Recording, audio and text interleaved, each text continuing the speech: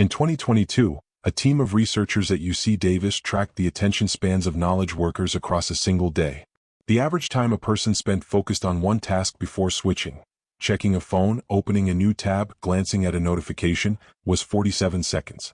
47 seconds. Not minutes. Seconds.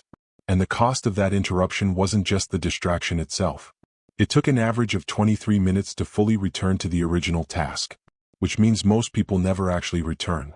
They just move from one incomplete thing to the next all day, every day, carrying the residue of everything they have finished.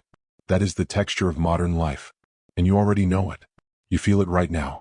There is a particular kind of exhaustion that sleep doesn't fix. You wake up already tired. Not from physical exertion. From noise. From the low hum of 1,000 things that demanded your attention yesterday and will demand it again today. The news feed that never ends. The group chat that never stops. The background awareness that somewhere, something is happening, and you might be missing it. This is what the attention economy was built to produce in you. Not information. Not connection. A state of permanent low-grade vigilance. You are always half-present, always partially elsewhere.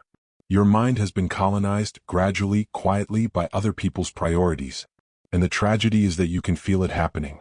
You know, in the moment that the scroll is giving you nothing. But you do it anyway. Because the alternative, stillness, silence, the confrontation with your own thoughts, can feel harder. 2,000 years ago, a man who had lost almost everything sat in a room and wrote about exactly this. And what he wrote is still the sharpest diagnosis of distracted living that exists. Marcus Aurelius became emperor of Rome at 39. He hadn't wanted the role. He spent much of his reign on military campaigns at the northern frontier, cold, exposed, watching men die. He had 17 children, most of whom did not survive him.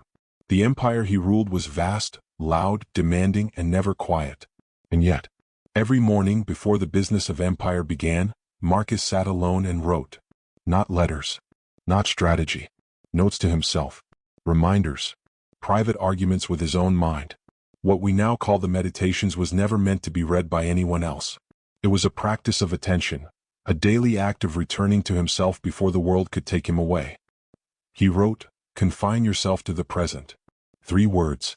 But those words contain an entire architecture of living.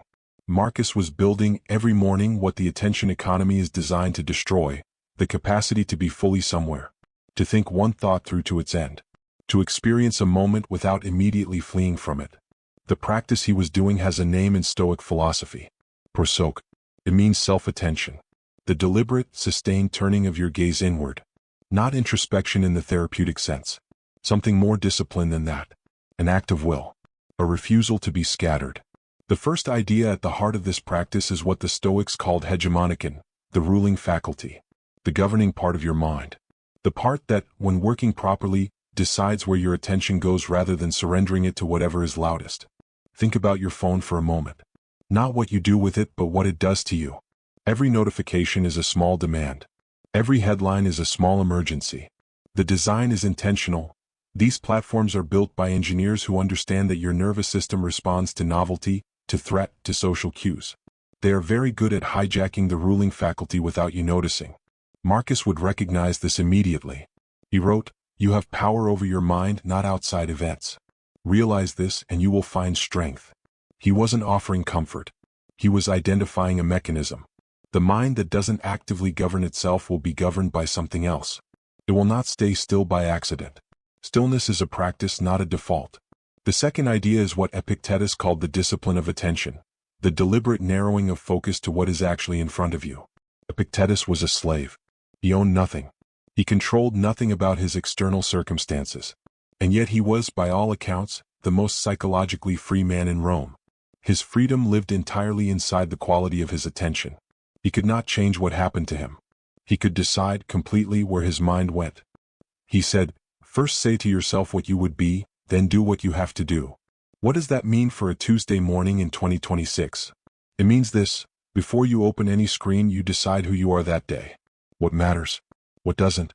You set the agenda for your own mind, or the algorithm will set it for you. The choice is that binary. There is no middle ground where you check Twitter first thing and still stay psychologically intact. The third idea is Seneca's concept of time as the only true possession. Seneca was one of the wealthiest men in Rome. He was also for years in exile. stripped of status, then restored, then eventually ordered to his own death by Nero. He had every reason to understand the fragility of external things. And what he returned to again and again was time. Not money. Not reputation. Time. He wrote, Omnia aliena sunt, tempus tantum nostrum est. Everything is alien to us. Only time is ours. Every hour you spend in compulsive distraction is an hour of your life that someone else spent for you. Not on you. For their engagement metric. For their quarterly report. You traded your time, the only thing Seneca said was genuinely yours, for a sensation that leaves you emptier than before. But here is what most people miss about this.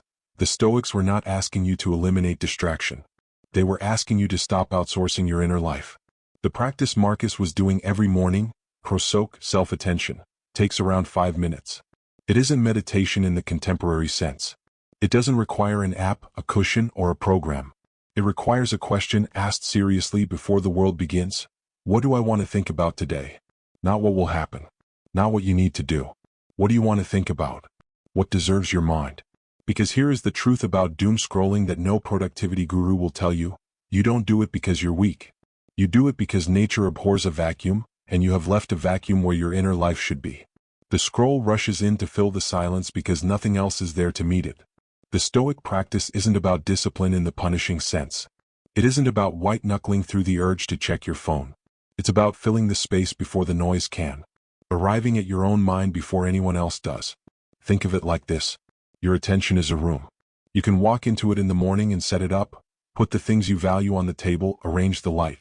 Or you can leave the door open and let the street walk in. Both are choices. But only one feels like a choice because only one requires an act.